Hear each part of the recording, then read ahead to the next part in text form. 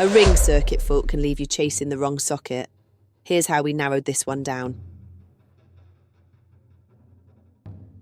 Hi. Today we've got a fault finding. On this job, we were called out to investigate a fault on a ring final circuit. Instead of guessing where the problem might be, we tested the circuit step by step, checking continuity and comparing the readings to narrow down the fault. This helped us identify where the issue was and what needed to be corrected safely. We've got a spur here. You just look. That seems to be coming from that area. So stay tuned and see how we get on. All right. So you understand the principle of the ring. Yeah, so the ring, two cables come out the fuse board and they join. So we've broken the ring, we've traced the fault all the way to a particular point in the ring. So one leg is dead and the other leg is live. So as we go along to each socket, we'll find where the problem is and then we'll know what to do. Cool. So what I want to know is this cable that's on the right with that junction, is it from here? And which cable's the one from the... Because what they could have done, let me think, use this like this, come here on one side, join it to the other. What's this other one here? This one has only got one. So this one was one circuit that they've extended. And this looks like this is another cable that goes somewhere too and goes down. So this one comes up. All right, what we're going to do first, I think, let's find out which cable is coming from that end where we've got the spur on the system. So to do that, we're going to disconnect the cables here. We're going to find out which one belongs to the spur and then identify which one goes to the fuse board as well.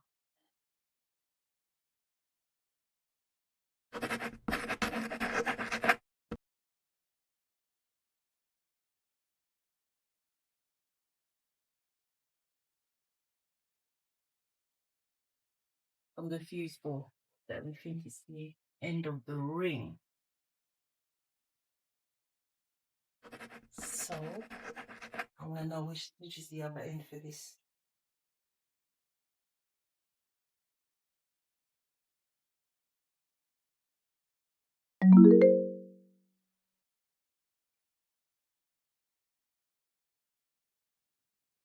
This is me.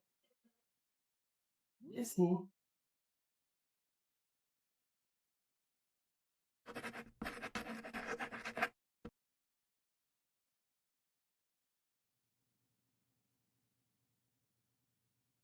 It's all right. This one is the one that's giving the problem.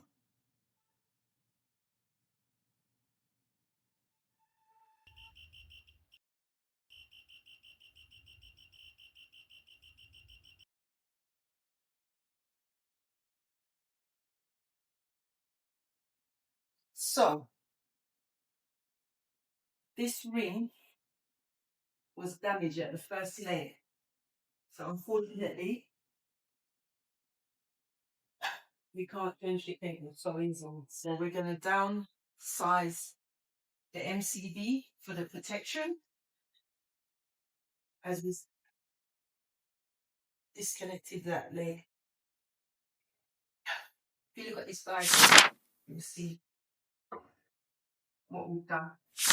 Now let's talk about the radial circuit with a 2.5mm cable and a 20 amp type B MCB. First, we have the consumer unit, which houses the 20 amp MCB type B. It trips if it exceeds the maximum allowance for the fault current, preventing overloads or short circuits. Next, The 2.5mm cable carries the electrical current from the consumer unit to the sockets. This cable is rated to safely handle up to 20 amps of current. The sockets are installed along the circuit. In a radial circuit, the power flows in one direction, starting from the consumer unit and going straight to each socket. Unlike a ring circuit, the power does not loop back to the consumer unit. It simply ends at the last socket in the circuit. And this is the solution we did. This makes the radial circuit simpler, with a single path for the power to flow, compared to the more complex ring circuit that forms a loop. If you need further explanation, leave the comments down in below and we'll give you that. Okay, so we've disconnected the ring and we've downsized the breaker to the correct rating as a 20 amp. The leg that's coming from the ring to the fuse board, that's the problem area, so it's not an easy fix. So we've opted to downsize the breaker. That's why proper fault finding matters. You test the circuit rather than guess at the accessory. Next up, take a look at this situation. Have you encountered hazardous, unfinished electrical work like this? Would you know how serious it could be? See what could go wrong, and take a moment to check your own home.